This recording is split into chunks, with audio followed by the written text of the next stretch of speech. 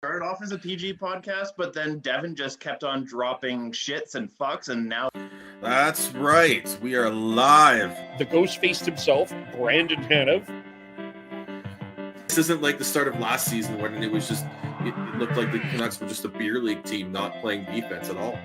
And just before Chris goes, no, I'm kidding, Chris, you can actually go now. No, hold on. We had to give more time for coming on late. So. I still had, hold on. All right. Chris, go, and then I got something else to say at the end. So, an elf and a midget in 2 back-to-back games. He's definitely on a friendship tour for sure. Saying, oh yeah, I'm okay with him being, the 6'7" defenseman. No! He is a AHL defenseman right now. Look, Shonky, don't mind Devin, okay? We all struggle with Devin, so you know. Well, hello, everyone. Welcome to the Shifts and Pucks podcast. You can, of course, follow us on Twitter at Shifts and Pucks, Facebook.com, the Shifts and Pucks podcast, YouTube.com, the Shifts and Pucks podcast. You also watch us live on Twitch and live on Twitter on Shifts and Pucks, and give us a follow and connect with us at the Area 51 Sports Network. As we are here normally at Mondays, we chat Canucks, but it is the Battle of Alberta pregame show. The Calgary Flames are taking on the Edmonton Oilers in front of fans, in front of a full capacity of fans for the first time since February 5th, 2020. A big game as the Oilers fighting for their playoff lives, the Flames wanting to hang on to the division. As I raise my eyebrows at an interesting quote today. But I think it kind of tells you where we are at. If you have any questions, comments, of course, put them in the chat. We will get to them as always. And we have hello, Sean. We start with a happy birthday to Sean. I'm not going to sing. I used to sing on these, but I think it's time that I quit that nonsense because, well, it's not good singing. Well, thanks, Kev. Yeah, that was a good birthday weekend. And if I don't get a goalie fight tonight, I'm going to be very, very upset. You don't get a which tonight? A goalie fight. It's Markstrom. Well, we'll get to the lineup, but I'm gonna lay my odds no goalie fight. But that's my assumption. Devin, how are you? Oh, fucking fantastic. I cannot wait for puck drop. It's going to be a hell of a game. And you know what? I even got invited to the game tonight. And I said no because I got a podcast to do. Oh, I love you, man. Oh, wow. Oh, I know. That's a commitment I have for Shifts and Pucks. Thank you. You made a commitment that I wouldn't do. If I got offered, I'd go. And I'm not even fan of either of these teams. that wasn't the entire reason. I'm going to be out in Kevin's neck of the woods here for the next week, starting tomorrow. So I still got a lot of stuff to do tonight. So I did the responsible thing, not the right thing, but the responsible thing. Fair enough. And we might be going to see Jack versus Quinn on Tuesday the 11th. Oh, that's going to be yeah, it's going to be great. I'm in. Let's go. There we go. Dylan has just told us not to watch the game. It's Edmonton wins 5-2 with a pissy baddie. No need to watch. He also thinks you're a big idiot. And Jean Yi with a what up? And of course, if you guys have any questions, we'll get to them as well. I'll touch on the lineup here. For the Oilers, it is Mikko Koskinen to start. It looks like, and Kyler Yamamoto is expected to return, expected to play, and game time decision is Evan Bouchard. For the Flames, maybe do we touch what, I guess we start here. I guess we got to talk about Colorado first, because that was a hell of a game. And we talked about it, and you can check our Shifts and Pucks podcast. That was probably one of the best games of the year. We had a conversation of what was a bigger game, and the Calgary Flames found a way in a hell of a hockey game to beat the Colorado Avalanche 4-3 in overtime. As it was the Lindholm, Gaudreau, Tkachuk line that just saved the Flames bacon, quite frankly, as they were by far and away the Flames' best line that night. They put in Dan Vladar. We're going to touch on the goaltending.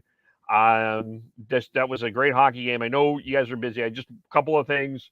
Just one thing I do want to just gush on quickly from Colorado. Folks, Cale Makar is not just an offensive shoot the puck at the net guy. This guy's put on some muscle. This guy has a bit of a mean streak to him. Him and Matthew Tkachuk had their own little friendship tour. And Cale Makar is growing up into being a superstar before our eyes. Just so you know. Things I knew last year? Oh no, it's more. He's taken another step. Yeah, no, maturing for sure. He totally has, but I saw that maturity last year. Like he just really, he's as you said, he's not just an offensive defenseman. He's starting to physically mature and physically grow with some muscle, and he's going to be an absolute pain in the ass to play against. Not only because he's an absolute superstar with the puck, but because he's getting strong. He's getting stronger, and he's going to be able to handle himself physically a lot more. Yep, his height and size is, and the way that he skates, his speed is underrated. I'm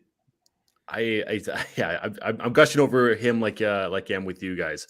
I can't say enough good things about him. I think that he will be a better version of Victor Hedman. That's a good comparison. That's a really good comparison. Yeah. I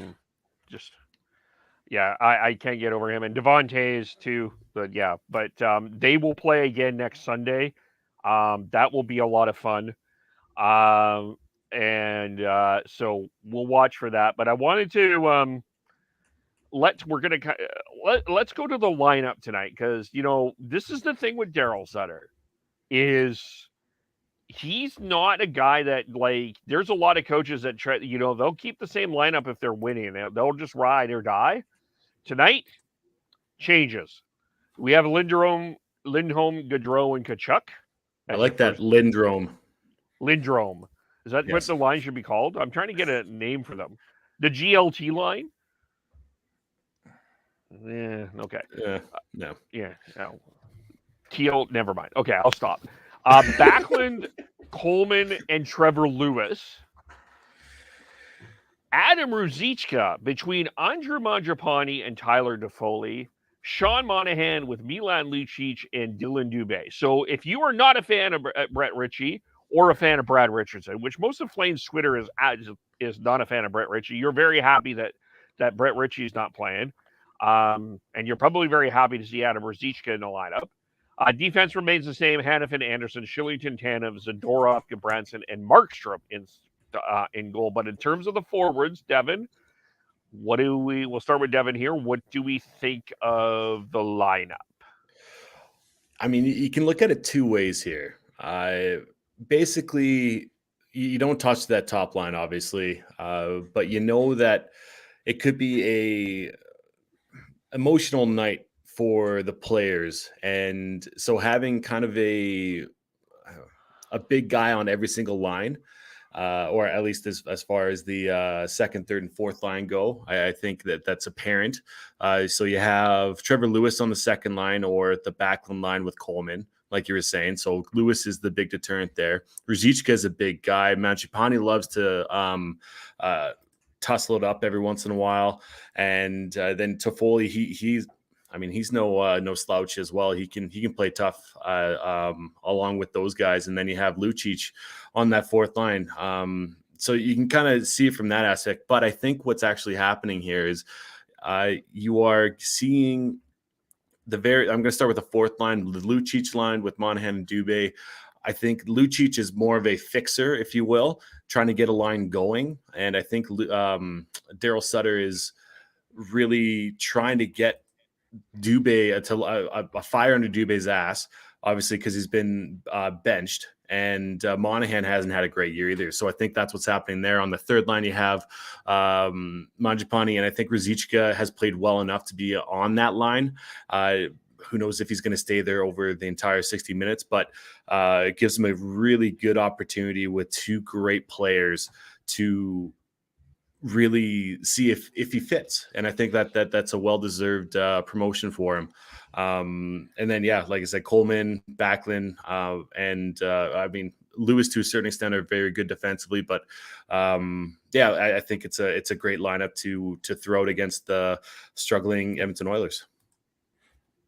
Stop numbering those middle two lines is all I'm going to say, because they are not 2 and 3. They're 2A and 2B. They're basically the same. You've got Backlund line and you throwing Lewis on there. That's going to be a line that's going to be up against that McDavid line. Maybe a soft match, and maybe throw out the number one line there. I think those two are going to be the ones that are going to be facing the McDavid line as much as possible. And then then with Ruzicka, throwing Ruzicka at there with Mangiapane and Toffoli, that's basically your second offensive line right there. Like, that's the line that's has the potential to be your second most potent offensive line. So I know off air you called this a demotion for Mangiapane. I am completely against calling it a demotion. I think that's just. I didn't call it a demotion. No. Kevin did. I remember it was considered there just offline, and if I misconstrued it, okay, I did. I don't remember saying it was a demotion. I do have a question about Mangiapane though, and the role, but we'll get to that. But I know. I look at the way a lot of these teams build their lines, especially if you've got it, you want to have a top line, and then lines 2 and 3 are usually very much the same, but in different roles. So, but they're not. That's why I said, like, just more jokingly than anything else. But stop numbering those middle lines, because they are basically going to be given the same amount of ice time, just with different roles. Well, it will depend on how they deploy Draisaitl tonight. Is he playing center or is he playing wing? That will be the question, because he does play both. And then so we'll have to see as we go on here. We'll find out about the Oilers lines here. But yeah, I think this is a good opportunity and a big situation for Adam Ruzicka, and I think this is well earned. Like Brett Ritchie does his job when he's on the ice. He does what he can do, but I don't think that this night is a night for Brad Richardson or Brett Ritchie. This is a night where Adam Ruzicka needs to shine. And this is a night I do think Dylan Dubé needs to do something. He was better do something. He was thrown in that. He was replaced Richardson on the fourth line. And basically, near the end of the game, that started to be Michael Backlund. So, I know that there's some Flame fans that really want more Dylan Dubé, but Sutter's not getting it, and I think that it's partly that he needs to be in a different role. But I think that needs to happen. But I do also think it is interesting strategically how you're matching. That it's not Backlund, Coleman, Mangiapane heading into this game with Connor McDavid. And I think that's partly because and we talked about this last week, and maybe we'll start here. And I know that this may sound like a ridiculous question for some of you, but I think that this needs to be heard out a little bit, because Daryl Sutter spoke after the Thursday game. And he actually did call out Mangiapane for his turnovers. And yes, he is about to get 30 goals. He's got 29. He'll get the 30 for sure. No question about his offensive numbers. Go back on our podcast that we talked last week. Devin laid out Mangiapane's numbers.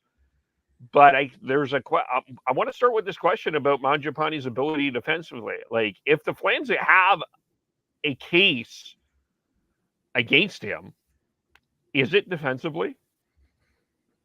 If they have a case, I think if you're splitting hairs, I think that there's a possibility that they could pin that against him within this contract negotiation. But I don't think Mangiapane is bad defensively. I think he's maybe struggled at times this year, but he's been on that backline line for pretty much his entire career.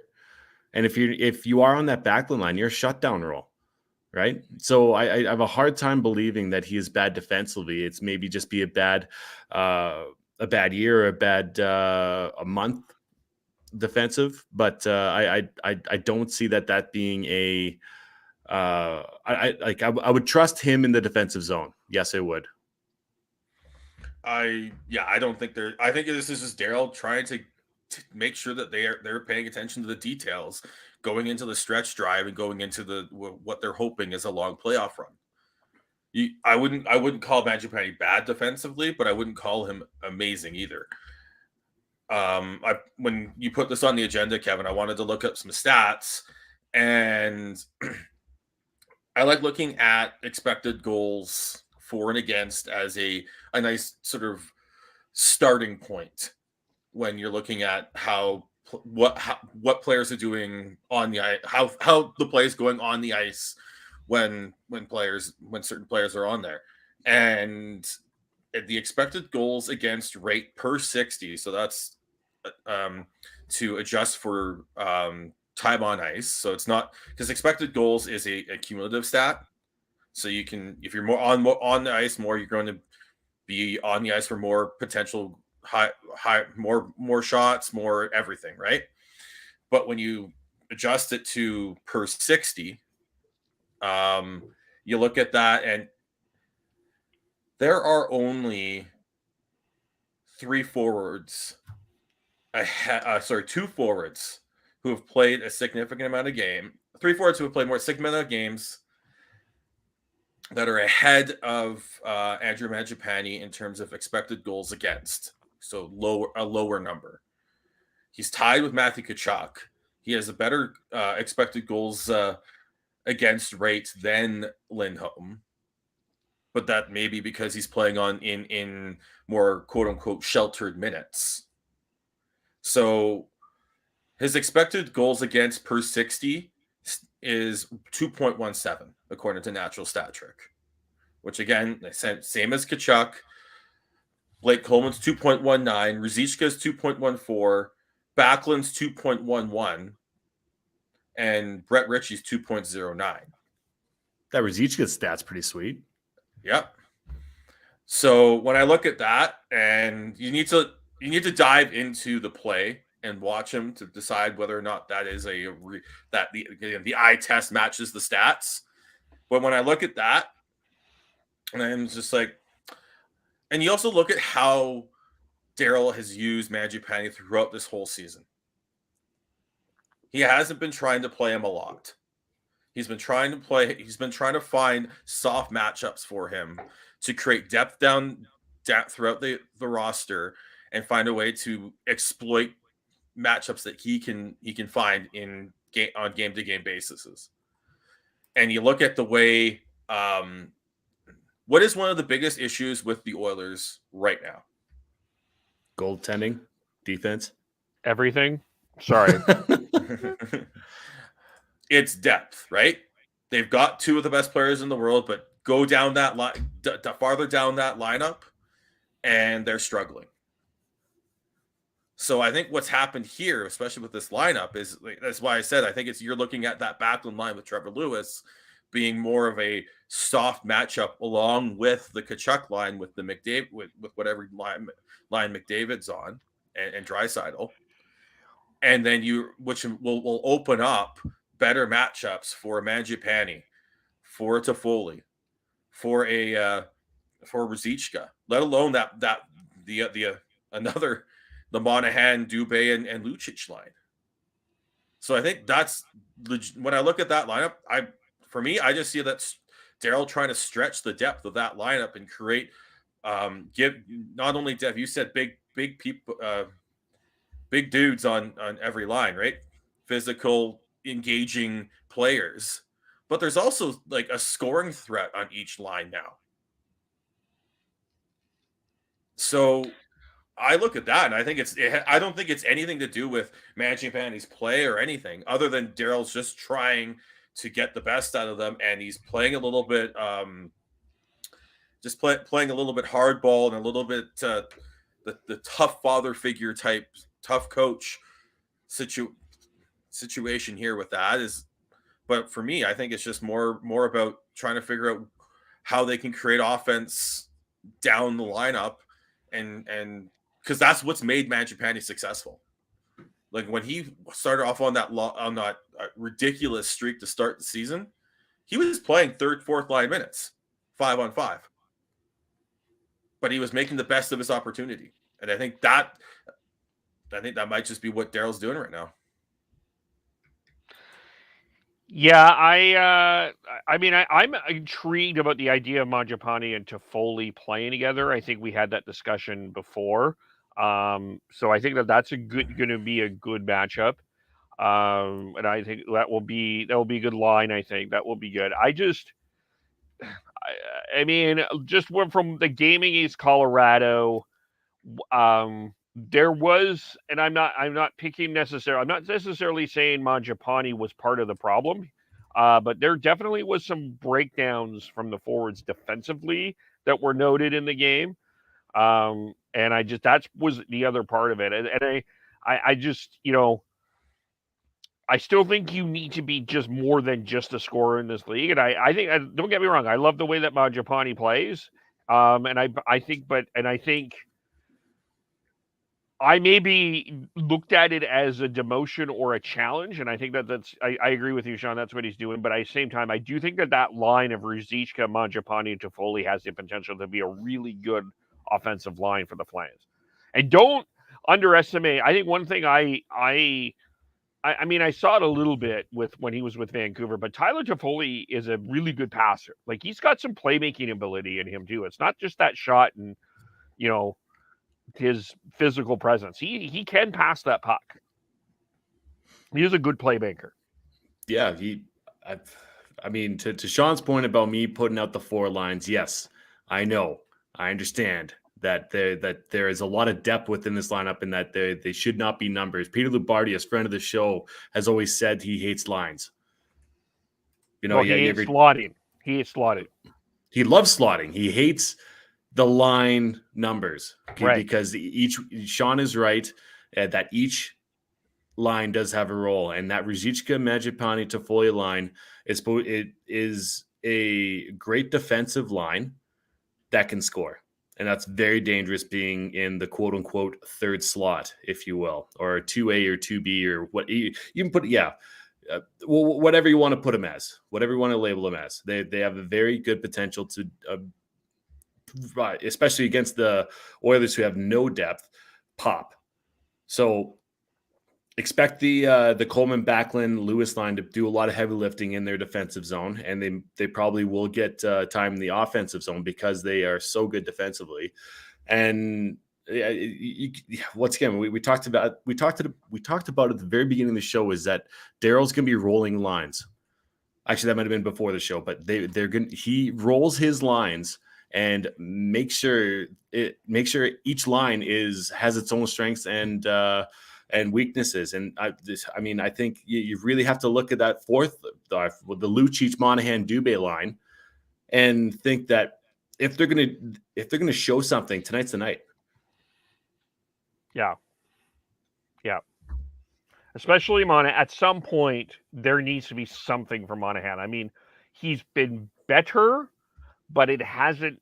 I still don't think it's been good enough. The consistency isn't there. It's not there. No. You see flashes, and those flashes are him scoring goals. But outside of that, I mean, sorry, Kev, I cut you off there. But like Monahan, he's struggling to find his identity without Johnny Gaudreau. And you see flashes of it here and there that he's trying to throw his body around because he has a decently big body. And you see his a few games ago, I saw his speed again, one little flashes, but just overall, his consistency is not there. And that's the same with Dylan Dubé. And both of those guys need to be better, need to be more consistent throughout the game. Because if they're not, then they're just going to be going in and out of the lineup. And the only reason why Monahan is still in the lineup, if he was a winger, he wouldn't be in this lineup. The only reason why is because he wins draws. Yep. That's it. Yep. And I mean, the other thing with this lineup too is, as Daryl Sutter said, this is Daryl Sutter's words, not mine. This borderline illegal stretch of games of 5 to 7, you're probably going to you're going to see some names. You'll probably see some. We'll see some different people. Like, sorry, Brett Ritchie haters. You probably will see Brett Ritchie again. You probably will see Brad Richardson again, because you literally will have to do it at 5 and 7 games. And I also think, just as I was thinking about this too, this isn't only about the Oilers game, but you got to max, because I mean, we're all focused on the Oilers game, but you got to maximize. I would think you have to maximize your time with everybody too, and you got to make sure that you're rolling 4 lines as much as possible here, like for the next 5 or 7 games. Yeah. And which I didn't put on the agenda, but maybe I'll ask this anyway. It's been the same 6 forever. Are we expecting a change at some point here on defense? Is this a time we might see a Michael Stone? Or Connor Mackey? Yeah. I think I've heard really good things about Mackey this year. It sounds like he's making the right steps for skating term strides to be a better to progress into being an NHL player. And I'd be surprised if we don't see him at all between now and the end of the year. And that's barring any injury, because I think you really need to make sure that Tanev is healthy for the playoffs. Branson is healthy for the playoffs. Those are pretty much your heavy lifters on the back end there, and nothing against Anderson or Hannafin right now. But those are your gritty guys on the back end. You want to make sure, and they're getting long in the tooth as well. So you got to make sure that they are ready to go. And what better person to put in the lineup than a Connor Mackey to see, okay, can he do it? Because it sounds like he's doing it in the AHL right now. I wouldn't be touching Michael Stone because we know what he is. But Connor Mackey, I want to see him playing NHL minutes this year. You'll see Michael Stone before you see Connor Mackey, just because it's Daryl Sutter, though. I know. Which is too bad. But I mean, Ruzicka got a chance. So so you're saying there's a chance. I am, at least. Yeah. I mean, it depends. And, also touch wood. The Flames have not battled injuries like some of the other teams have, especially the team that they're facing. To be fair, they're battling some injuries. So hopefully that's not it. But I guess the other part of this, and the bigger question, and the one that we dissect the longest, is how you approach the goaltending. I think a lot of people, it's safe to say, the surprise that Dan Vladar started against Colorado. I'm not speaking out of turn there. Yeah, that was a surprise. Yeah, I was it was totally expecting Markstrom. And then you have he fought it a bit in the first, but he battled and got the win. I guess, how do you deploy the goaltending? I mean, I'll propose, I think we see Markstrom tonight. I think we see Vladar tomorrow. I think we see Markstrom against Tampa. And I think we see Vladar against Detroit. And it's going to just depend on where Markstrom's at against Colorado. I see some very similar prediction there for myself as well. I'm with you. Obviously, tonight is Markstrom. Capitals, we Vladar. Markstrom for Tampa. Me personally, my philosophy for goaltending is completely different than what it seems like the majority of head coaches is. I think that Vladar should go against Detroit, and then you have Markstrom against the Colorado Avalanche. I understand the thought process behind putting in your best goalie against the weaker team, so that's a guaranteed, or quote unquote a guaranteed win, or a better chance for a win. But I still think that the goaltending should be good enough within your backup should be good enough to play against those lower end teams like the Detroit Red Wings. So if I think overall that that's going to be the order. It's just going to be pretty much you see Vladar twice and you see Markstrom 3 times this week. My only other thing though is sometimes when you play the backup against the bad team, and I'm not calling Detroit a bad team, but they're not the best team. You certainly saw that against Montreal. The gas pedal comes off, and there's a lot of other things that I do think were in play there, but I think that Darryl doesn't want the complacency to sit in. That's why he might play Markstrom. That's why he could play that. He can play it a little bit differently, but you could also.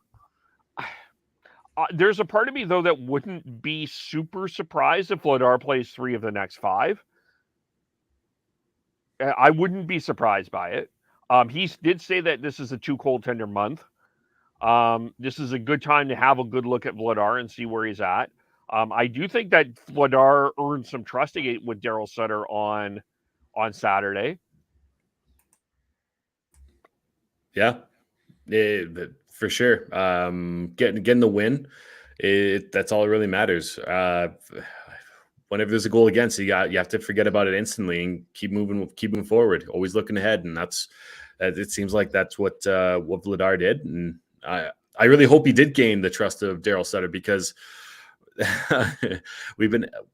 I've been talking about this for pretty much ever since the halfway point, or even just before it. Having 2/3 left in the year, and you're playing Markstrom as much as he has, he's playing well, but both Canucks and maybe it's not so much Flames right now, but Canucks know what happens when he gets played a shit ton is that he tends to get injured, but still battles through, because that's just his mentality and that's who he is. And until he can't play anymore, and then he's out for a month and a half. So it's a very interesting place that Daryl puts himself in by not playing Vladar as much as he had, but you'll see him a lot this month. So I still think that they've been playing Vladar at a decent rate, and a lot of it wasn't prep for this, because once they saw the new schedule come out, they knew they were going to need him. I think looking back, we did say that Vladar against Colorado was a surprise, but maybe it was. I think it was a very smart strategic move by Daryl, and the as well as you throw in LaBarbera and the goaltending department, knowing that they have, might as well give him something that he has to earn, and he earned that win for the Flames lot on Saturday. And I think you're definitely going to see him at least 2 times in the next 5 games. You're definitely going to see him at least 3 times in the next 2 weeks. The question is whether does he find a way to earn a fourth start here? Markstrom's going tonight. You'll probably see Vladar tomorrow, which is why they started him against Colorado. They knew that I think what that does say to me is that, remember how a few weeks back that we're talking about how whether or not Daryl trusts Vladar enough? I think a lot of it is Daryl's got a very high standard, and if you don't meet it, he's going to let you know. And that high standard may be unfair at times, but he'll let you know. But I wouldn't be surprised if we see Vladar get. I think it'll only be 2 this week. I think it will be Washington and then probably Detroit. But I do see him against New Jersey, and I do see him against in that back-to-back next week. So I think he will get 4, maybe 5 starts this the next 2 weeks. And normally that's what you do is you cycle your goalies on a back-to-back, but we have seen it already this year where he's thrown in Markstrom on a back-to-back for both nights. So I hope that's what he does, but just know the the history with this coach, and especially this year. Well, I also think that they're trying to make sure that they develop a good enough cushion in the division that you can give Vladar some. You have the points in the bank that you can give Vladar some room to play him. But you also, when you play your backup goalie, you're not. You got to make sure that he's in a situation where he can win the game too, right? So, I mean, it's an interesting week after the Colorado game because you got New Jersey, you've got Buffalo, and then you're on the road to Vancouver. So, yeah, I think it's interesting. I think here is an interesting approach. It's very interesting how you approach, but I also think next week's an interesting approach too because you've got two teams that are way out of the playoffs, and you got one team that is in the playoffs and just beat you 7-1, so or 7-2 or whatever that was, a lot to a little. So you just that's also the next 2 weeks is going to be very interesting to see how they play Vladar overall. The other thing is, I was just looking at Vladar's starts. He's only started one game at home. Yeah, he has, and that's about it. Yeah, you need to get him some home games. That's why I think he plays tomorrow. Yeah, and that might be by design as well. Daryl's in-depth guru of each position. It seems like he really has a finger on the pulse as far as the Flames go this year, within knowing what his team needs and what they have looking ahead. Because I'm with Kev. You can't look past. You definitely cannot look past the New Jersey Devils. They've been rolling lately, and they've been sneaky good. Jack Hughes and Damian Severson on the back end, they've been definitely rolling. So you definitely can't look past that game. You can't be looking past even Buffalo. I know that Alex Tuck just got injured last night, which was kind of a scary moment. Hopefully everything's okay with him. He crashed into the post, basically head first. So if you didn't know, that's what happened. And he's been over a point per game since he's been back in playing from I believe it was surgery that he had. But even outside of that, Buffalo has been really good lately. Tage Thompson has been rolling. Kyle Acapozzo actually has been rolling as well. He's been scoring at a clip that's pretty high. So you can't look past either of those teams. Both those teams have firepower, but I would think that I would hope that Vladar gets one of those games against. I hope it's New Jersey, because it is a bit more offensively talented team, so you can kind of see exactly what Vladar is going to be within that realm of NHL talent. So this entire month is going to be a question on. Well, I mean, not for some of those games, because obviously Calgary does play Edmonton in less than 2 weeks after this game. It's going to be a Saturday night game at home here in Calgary, so you got to expect Markstrom to be in that one. But yeah, it's basically just spin the wheel and away you go. Pretty much, it seems like. Yeah. So just for our friends on Area 51 who are just learning about us and, how we talk here, and, maybe you don't, there may be someone that may not be aware here. The Flames and the Oilers in this rivalry, I mean, you see it on TV if you're don't live in the Alberta area. But listen, there are Flames fans and Oiler fans. They could go 78-4. And if their 4 losses are against Oiler fans, if their 4 losses are against the Flames, and if those 4 losses, if the Flames go 78-4, and the 4 losses are against the Oilers, the season sucks. It's terrible. It's fuck this shit. We don't lose to this other team. So there's still that coming up here. But in terms of like the scope of this game, like for this one here that we're watching Monday, March 7th, 2 weeks before the trade deadline, how big is it? Like on a scale of 1 to 10? Big. 1 to 10. It's big. No, it's I love it. No, why sorry. It's massive. It's huge. You want to make sure you win these games. First of all, it's provincial pride. I know that in the CFL, if the Edmonton Elks or their former name, the Eskimos, if they were playing Calgary and they lost, that there would be some cancellations of season tickets from season ticket holders. So this rivalry, it definitely sometimes gets overblown, but right now with both teams, I mean, the Edmonton Oilers, I believe, should be better than they are right now, and especially with the injuries, that it could be a bit of a mismatch tonight. But you want to make sure that you win these games for your fans, for your team, for your city, and it's so much fun to watch. Just two teams that absolutely hate each other, and fan bases that are pretty much at odds ends at all the fucking time, no matter what you're thinking. And you look forward to these games. You circle them on your calendar.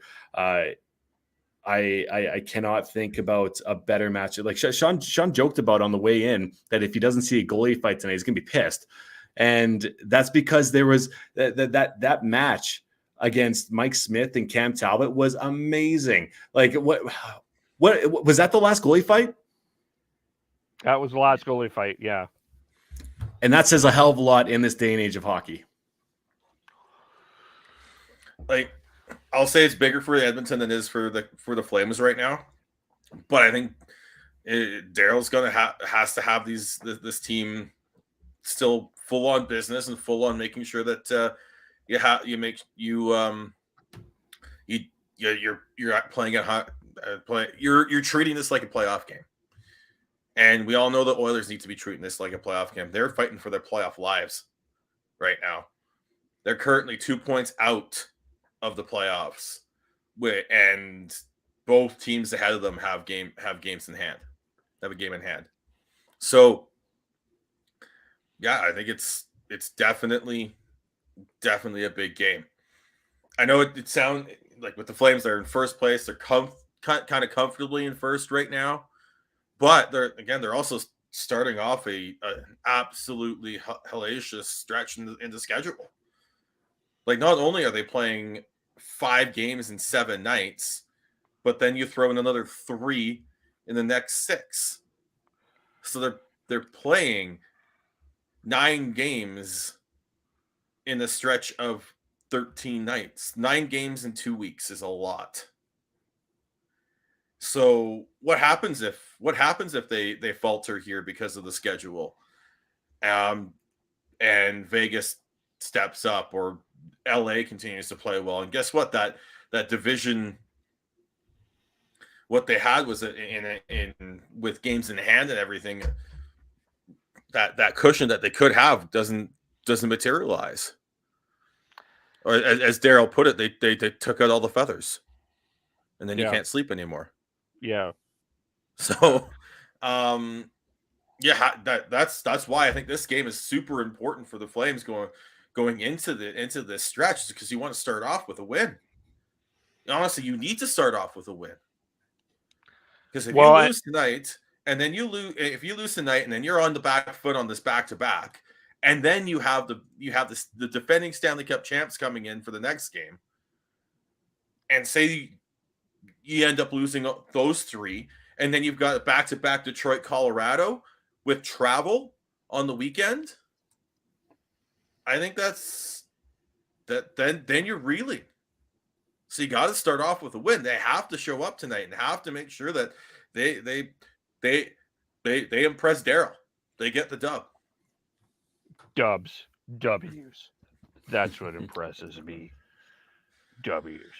I felt like someone should do that with like the Western twang, little Western twang behind it. Maybe I'll.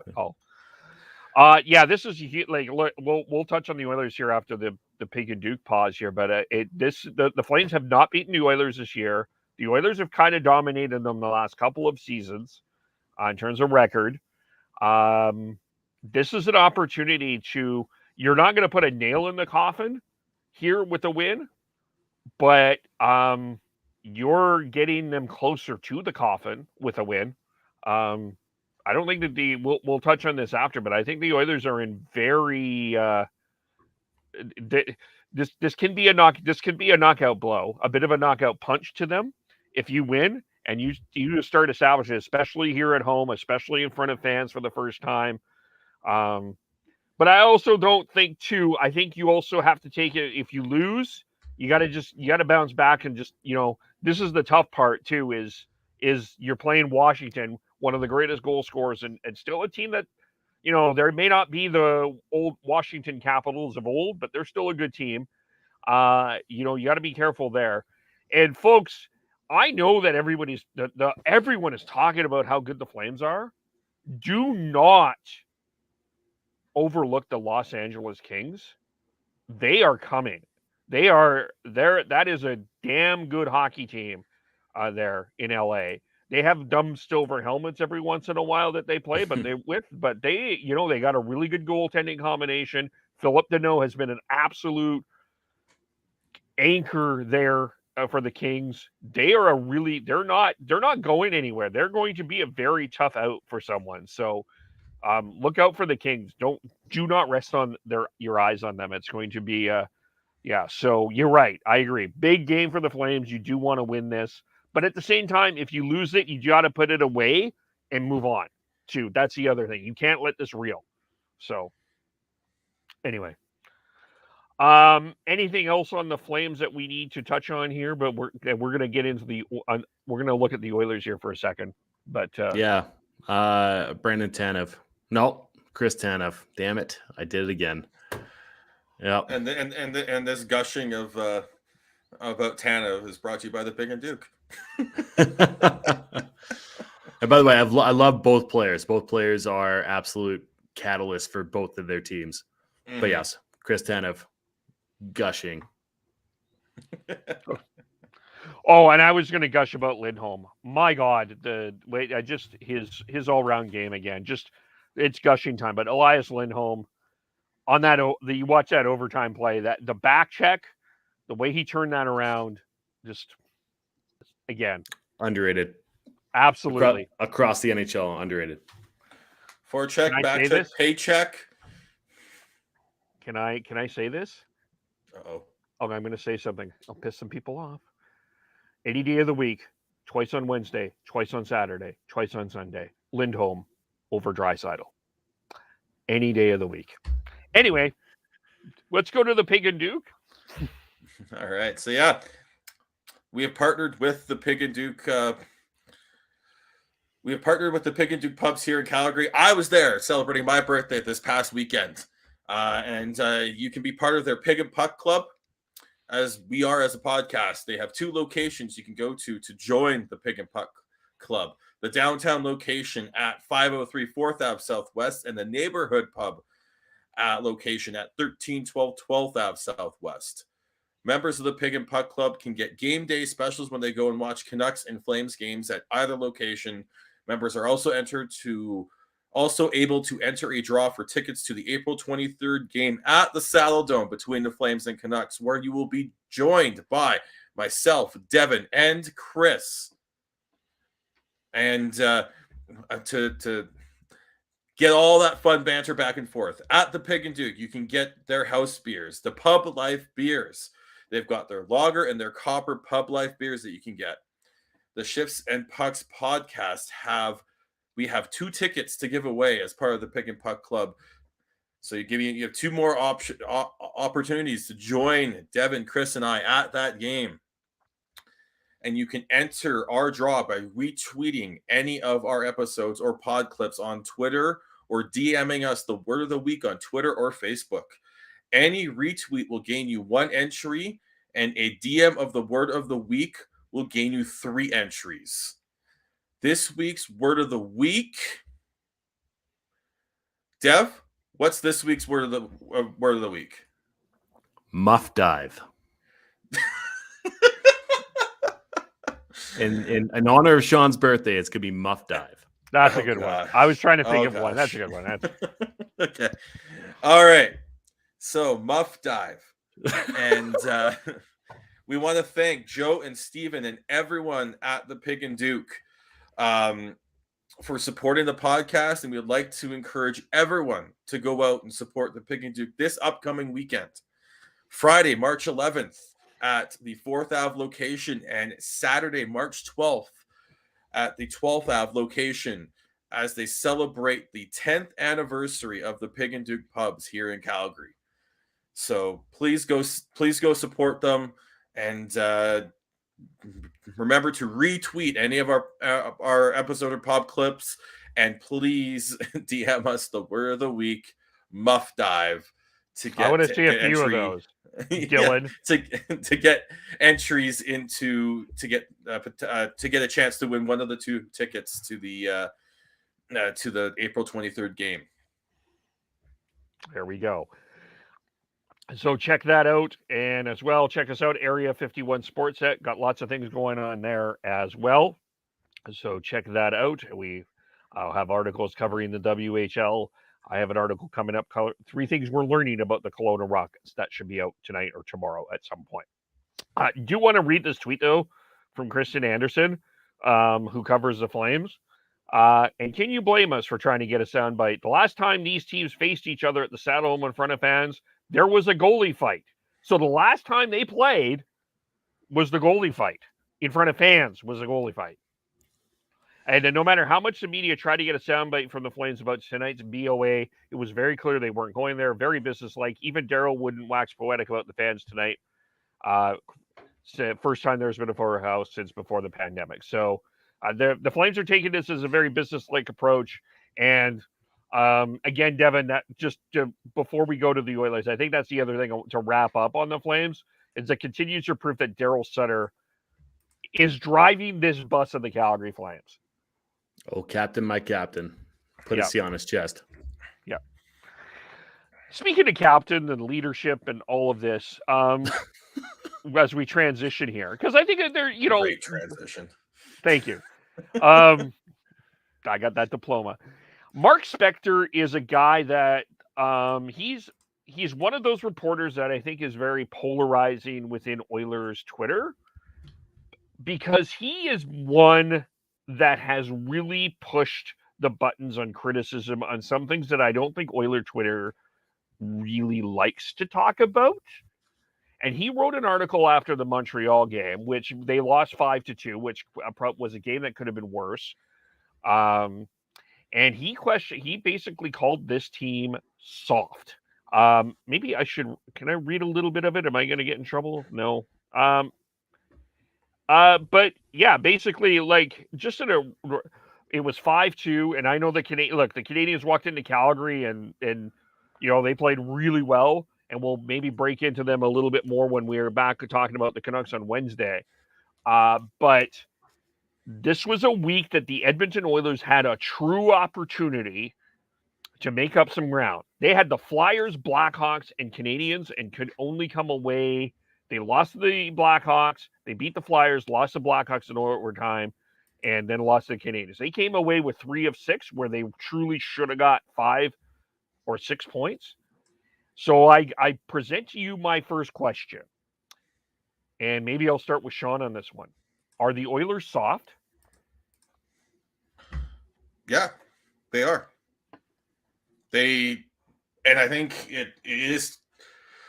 Yes, you can blame the goaltending all you want, but the fact is, we're seeing the same pattern of play from this team. That remember when they lost to the Hawks in the bubble? They just badly, by the way. They struggle when things get tough, and we talked about earlier. I think depth is a big part of it. They don't have the depth to be able to grind it out. That's why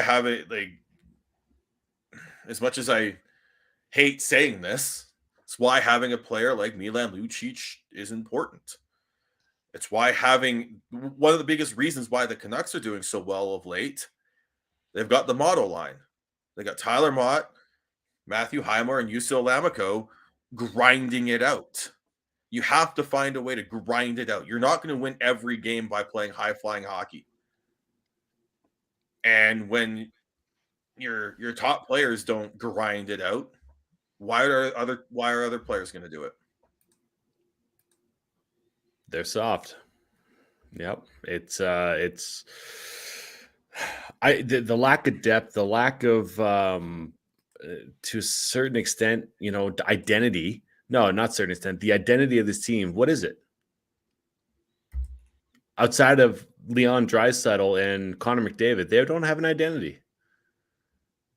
Outside of Matthew Tkachuk, Elias Lindholm, and Johnny Gaudreau, the Flames have an identity. So I don't see a quick fix here. The depth on defense isn't there. The goaltending isn't there.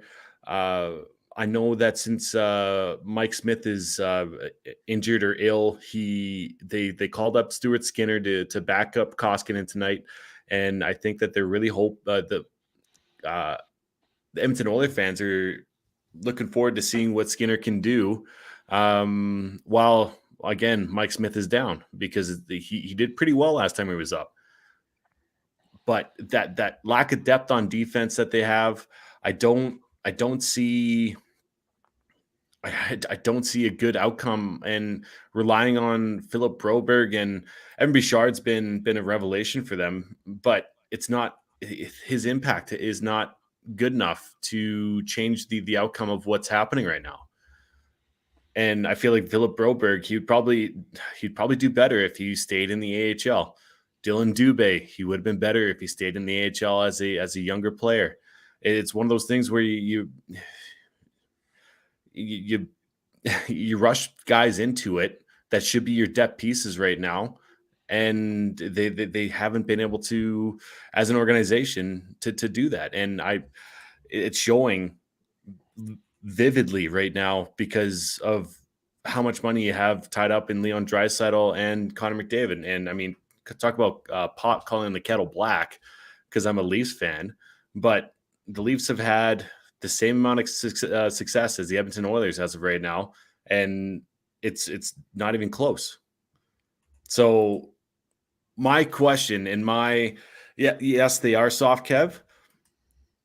Now the other question is, and this is a very hot take, is that I would put it out there that potentially, and hopefully it doesn't get back to the media, but if that did get out there that they were shopping Leon Draisaitl, imagine the package that you'd get back for Leon Draisaitl. You'd get depth. You'd get, you'd hope so at least. You don't have Peter Chiarelli. Pardon me? I was wondering if that's where you're going, because that's what I was thinking. Because I actually was thinking about that today too. It's funny. There we go. I'm looking at those same stats that I looked at when talking about Mangiapane and everything there. His expected goals again, Leon Draisaitl's expected goals against per 60. Like you said, Mangiapane's is 2.17, right? Leon Draisaitl's 2.60. And then his expected goals plus minus, which is another way you look at it, because him and McDavid are going to generate high expected goals because they're that good offensively. His it's in the negative. He's actually not producing much offense, really great offensive opportunities when he's out there enough. And I know everyone are going to rage at you at this, but anyway, go ahead. All I'm doing is talking facts. I haven't said anything other than the fact that his expected goals plus minus is negative 0.61. Now, like I said, expected goals is an interesting stat to look at as a start, as a jumping off point into defensive play and offensive play and all that. But come on, we talked about him being potentially top 5 top 5 player. We're talking about he won the Hart, and now he's not good enough this season. Like, I honestly, the more I look at it, the more I think the more I look at the numbers, watch the team play. Leon Draisaital is not good enough for this team.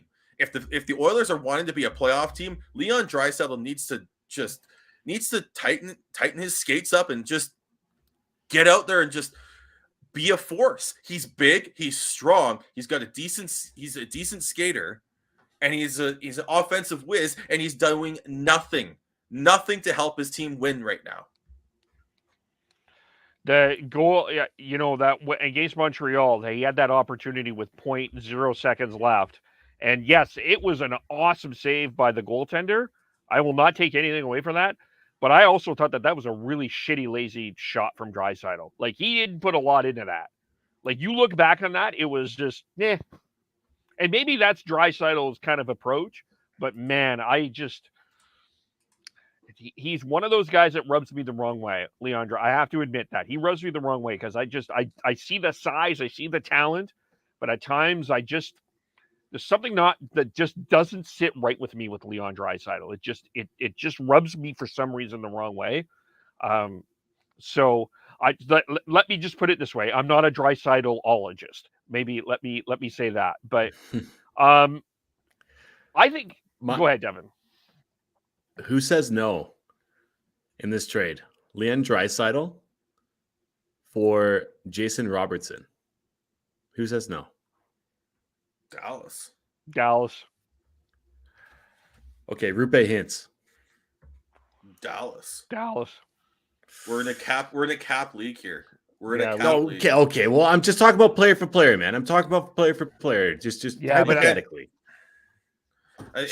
Oh, Jesus Christ! Just play the game with me, man. Christ, play the game. Okay. I am. Yeah, I am. Like and that's just because Leon Draisaitl is completely underplaying his contract and does not help teams win. Sorry, Devin. Continue to play your game. Well, it's supposed to be a fun exercise. Like, yeah, the reality is the reality.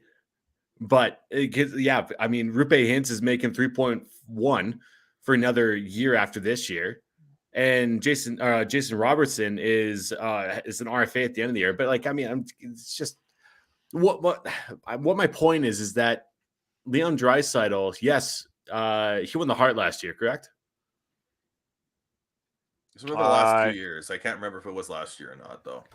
Either way, he's definitely not playing like he was before, and he's underplaying his contract. Yes, but I feel like if he has more of a I think if he has a different surrounding, that he would thrive. He's not as bad as he is right now, in all honesty. Is he bad defensively? That's debatable for sure, but we know his offensive skill is there. And it just seems like when he's having that tandem of McDavid and Draisaitl, I feel like there's a mental block there.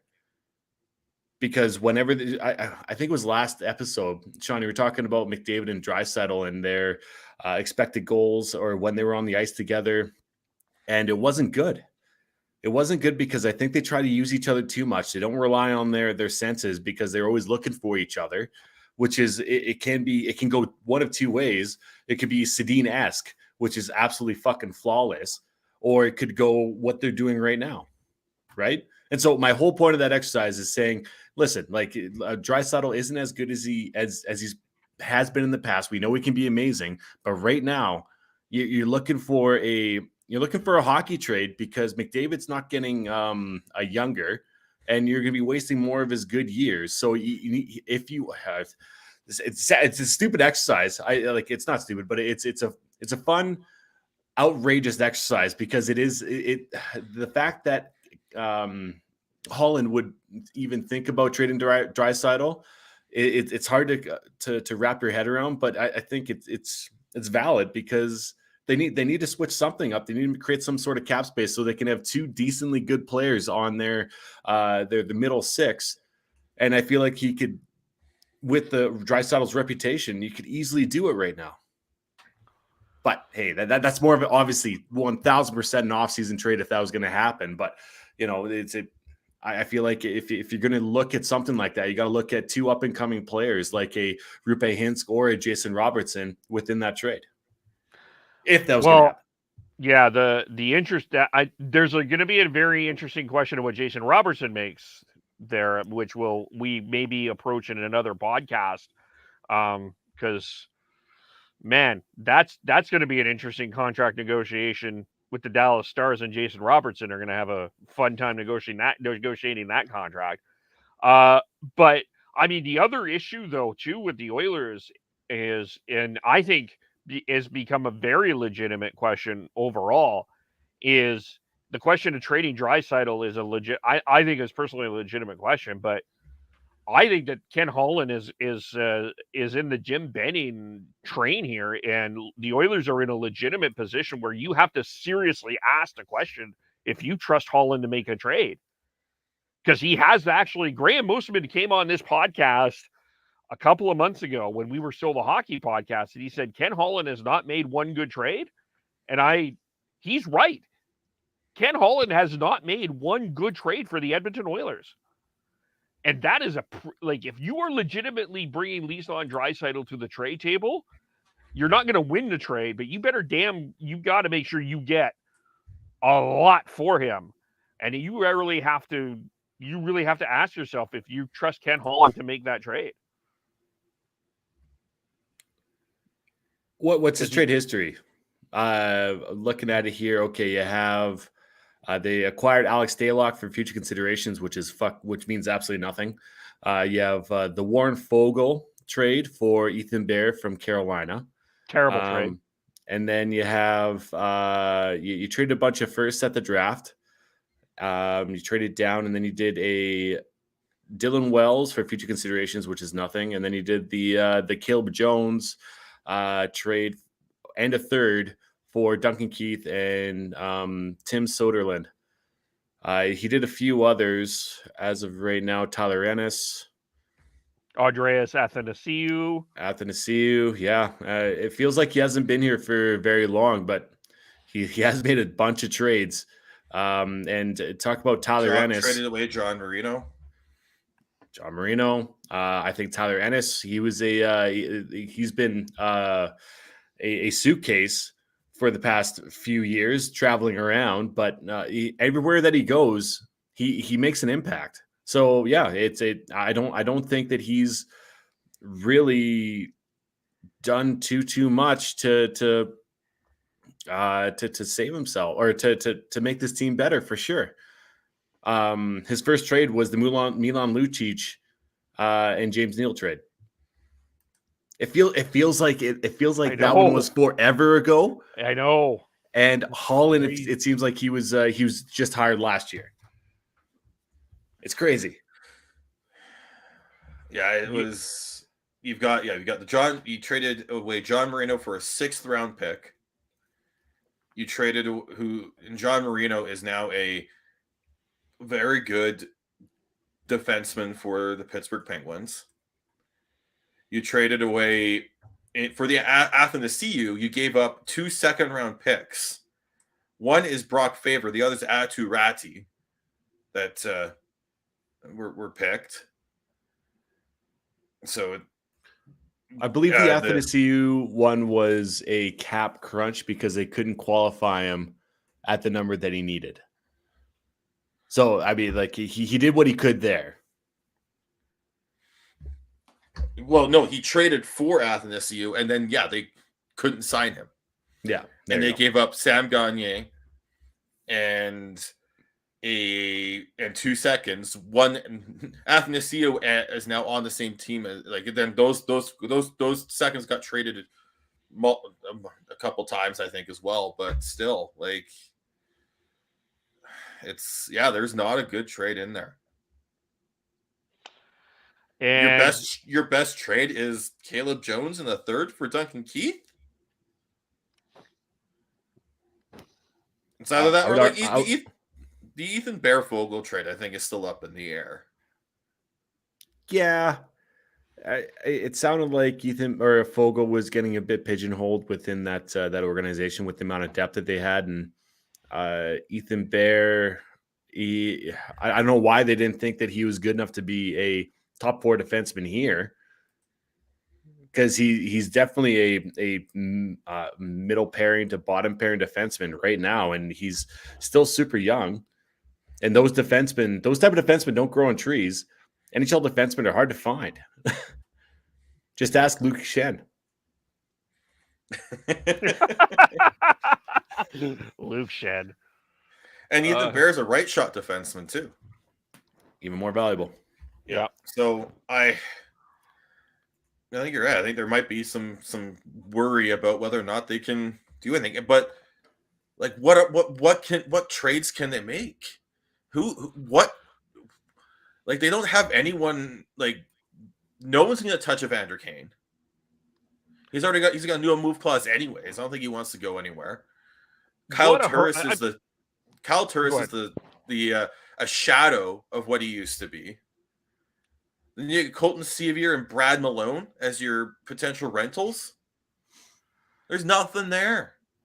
Now, if you're going to look at like RFAs, you got Ryan McLeod, who's been one of the better depth players for the Oilers, and they should be looking to keep. Tyler Benson, okay, tweener right now. And then you've got Kyler Yamamoto, who has not been like other than he hasn't really done anything. Like, he's not stepped up and been a part of the top 6 like everyone thought he could be.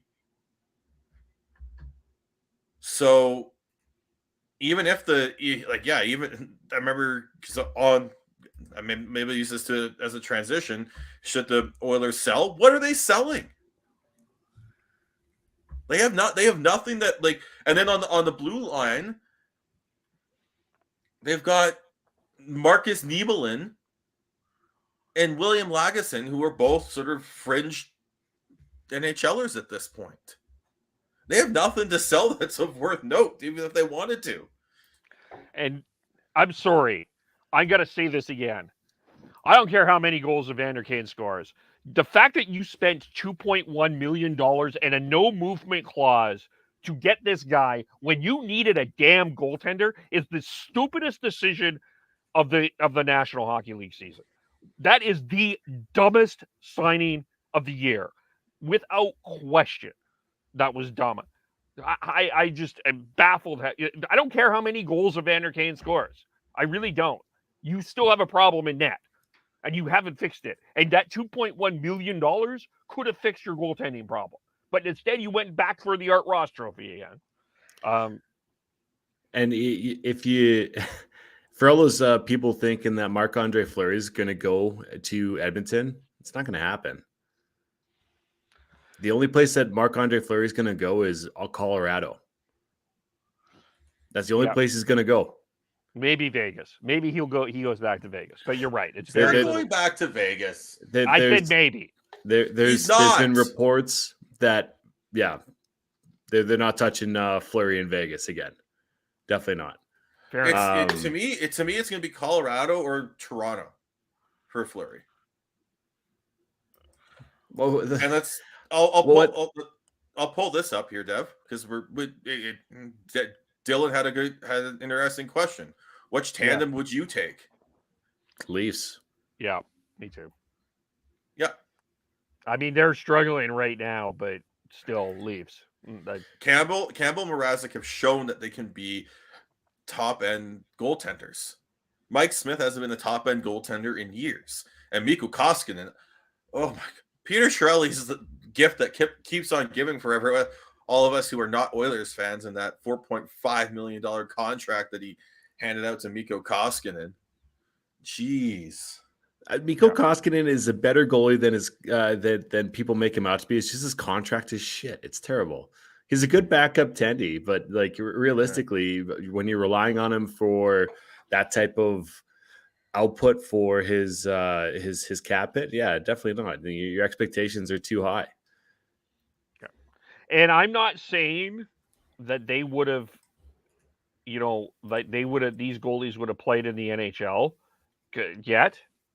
But Spencer Knight is starting tonight. They passed on him and took Philip Broberg in the draft that Tyler and I went to a couple years ago. They traded away the Jesper Wallstedt pick to Minnesota, and they took him. They passed on Carter Hart. I mean, you want to look at a draft that we at this podcast has done the laughing at the Juolevi and Demko. The next 5 picks after Broberg: Trevor Zegras, Vasily Podkolzin, Victor Soderstrom, Matthew Boldy, Spencer Knight, and just for fun, Cole Caulfield's in that list as well. Oh, so was Alex Newhook. So was Peyton Krebs. Have they fired their drafting staff? Their amateur scouting? Yeah, I don't know, but sounds like they need to. Yeah. I mean, the one guy that I think doesn't get a lot of credit in Edmonton, and he's completely missed when he's not in the lineup, and they're just not the same, as Ryan Nugent-Hopkins. I think Ryan Nugent-Hopkins is a guy. I personally don't think the Oilers fans truly appreciated him enough. I think it's hard to win without a Ryan Nugent-Hopkins. Those type of players that Ryan Nugent-Hopkins does. And it may not look spectacular, and of course you're looking at a guy that is a number 1 pick. Overlook that and just watch what Ryan Nugent-Hopkins does on a daily basis and how he thinks the game. And I have a very interesting perspective and a different perspective of how he thinks the game, because I watch his brother coach the Greater Vancouver Canadians, so I know how they think the game. You want a Ryan Nugent. They're a better team with Ryan Nugent-Hopkins in the lineup. There's no question about it. No doubt about it. You know, it's the fact that he wanted to stay. He could have left UFA, and the fact that he wanted to stay near his WHL team, the Red Deer Rebels, it blew my mind. I thought he was gone at the end of the year. I thought he was gone, but he decided to stay and took less money for it, because there would have been a lot of teams out there that would have paid probably $1.5 million more, and he would have probably been in a better situation than he would be in Edmonton right now. And I think he really wants to prove that the Edmonton Oilers are the real deal, but he's not surrounded by the right team. We've been going on about this, but as far as Nugent-Hopkins go, I agree, Kev. I think that he thinks the game on a different level, and I think he's better than the sum of the parts up there. Mm-hmm. Yeah. He's like, you look at that draft, and there's a lot of really good players in that 2011 draft. Like, he went first overall. Landeskog went second. Huberdeau third. There's also Zibanejad, Scheifele, Couturier, Dougie Hamilton, JT Miller in the first round, let alone the Flames got Gaudreau in the late rounds there. He'd still be in the top 10 or 5 of that draft, in my opinion. He's that good. But it's I'm looking at that 2016 draft, because the Oilers had in the 2016 draft they picked Jesse Puljujarvi 4th overall, and 32nd overall they picked Tyler Benson. And Puljujarvi is a solid player. He just missed out on Tkachuk. This is the big one there. They got Tyler Benson 32nd overall. Jordan Kyrou was 35th overall. Alex DeBrincat 39th. And let alone, you said Carter Hart was 48th overall. Samuel Girard was 47th. How good would Samuel Girard look on that team right now? Wouldn't need Tyson Barrie. How good a line would it be to have Kyrou and McDavid on a line together? Oh, especially the way that Kyrou's playing this year. Talk about a come out year for him. Oh, man. Yeah, for sure. Yeah. So, like, you can always do those what ifs in these with drafts all the time. And I love it. Just ask Boston like with those 3 picks in a row, where they could have set themselves up for fucking years, but didn't. But it's tough. You have that's what it is. You have to nail them. That's what the Ulevy pick hurts so much for the Canucks, and why, like, even just looking back in the 2017 draft, you got Kyle Yamamoto at 22nd overall. He's been all right. I think he's still got another level to go, but whether he gets there is still up for debate. Well, this contract for him was a show me contract. It was only 1 year, right? Jason Robertson went 39th overall that draft. Oh, God. That's a miss on everybody's part. Yeah, Canucks could have had him. Like, they picked 33rd overall, and he went 39th. That's the Dylan Dubé draft, if I'm getting this right here. No, sorry, that's not. But yeah, I just your amateur scouting needs to be on. It needs to be on, especially for that first round or the first 2 rounds, for that matter. People talk about the underratedness of getting, talk about like one-offs like a Zetterberg, a Datsuk, a Mangiapane in the late rounds, Jamie Benn. All those players were picked in the late rounds, and those are big ones. But if you don't hit on those first ones, you don't have to worry so much about those late round picks. Well, it allows those late round picks to actually, you can take it not that you rush them anyway, but they actually get to develop too, because you're just, you're looking at that. You're allowing the players to play, and not necessarily, not that the players are feeling the pressure, but it just gives your overall look of the draft better, right? And the Oilers don't have a lot of late round picks that they've hit on anyway over the years, and that adds to another big problem. And we talk about this a lot, but the fact of the matter is the Oilers have not developed. There's been a lot of talk around maturity in the Vancouver market, a lot of talk around maturity in the Calgary market. The Oilers have not developed a mature culture at all. They have thrown their young players into the wolves right off the bat and haven't given them any cushion. And that's been part of one of the hugest problems I see there. It's just, there's no that Daryl Sutter pillow. That's not there. They're throwing them right into the wolves, and that has been a mess and a problem for years, for at least 17 years in Edmonton. And so you're saying there's no leadership, hey there, Kev? Yeah, I know. I'm saying there's no leadership. You're right. Sorry. I like how we let that breathe. That was great. Sorry. If you look, I know that I'm not there with, everyone loves Connor McDavid and he does highlight reel things. I don't buy it. I'm sorry. Go ahead. Well, it's just this idea that you had to give we've talked about this a lot, but the idea that you have to give it to your best player, even if they're not ready, is just ridiculous. Like, I think we'll probably get into this a little bit as a teaser for Wednesday when we talk Canucks about what it takes to be a captain, but it's not easy. And just giving it to your best player is setting themselves up to fail, especially in tough markets, in where everything is there's a lot of expectations, and in hockey, that's Canadian markets for the most part. Like, there's a reason why the Flames have held off naming a captain. There's a reason why the Canucks held off for a couple of years. And then you look at it's tough. You can't. If you're the best player and the captain, that's a lot of pressure on one player. And yeah, McDavid and Draisaitl, who are a captain and an alternate, are putting up points, but the point of this game is to win.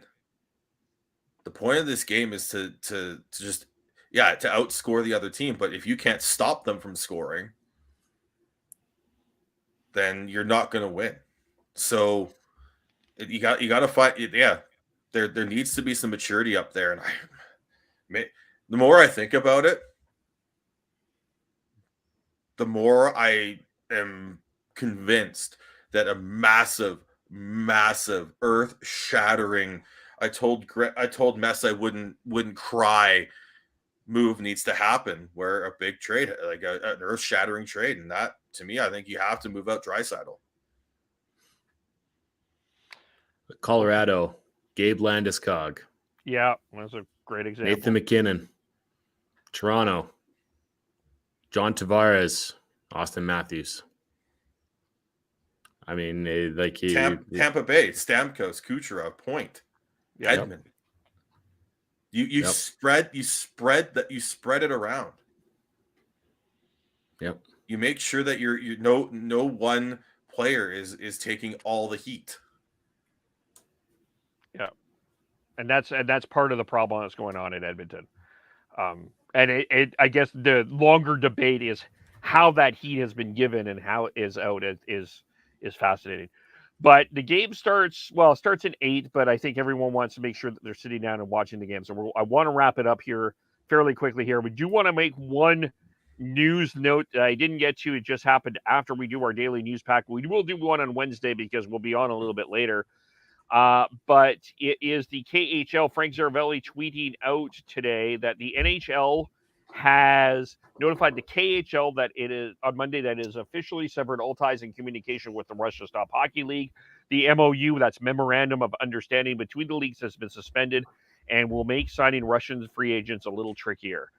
Which we'll probably touch on that. We might touch on that Wednesday because I do think that impacts a potential Canucks prospect. But unless we have anything else that we want to touch on, we leave it here. Yep. Okay, the guy that wants us to go 2 hours is ending the podcast. Tyler. All right. How do we follow everyone? I am BeardyConnect03 on Twitter. Follow me at GordHowe09 on Twitter. Tyler, aforementioned TNOBLE. We should have him on for Wednesday. Christian Schneids, SCHNAIDZ. I am KEVOLE. Shifts and Pucks on Twitter, Facebook, YouTube, Twitch. Subscribe wherever you get your audio. And as well, so join us Wednesday where we got Talk Canucks. It is pre-game podcast again as the Montreal Canadiens will be taking on the Vancouver Canucks. Joshua Griffith from our friends at Area 51 Point Shot Hockey will be joining us as well. So check that out. Thanks, everyone. We will talk to you all very soon. Bye for now.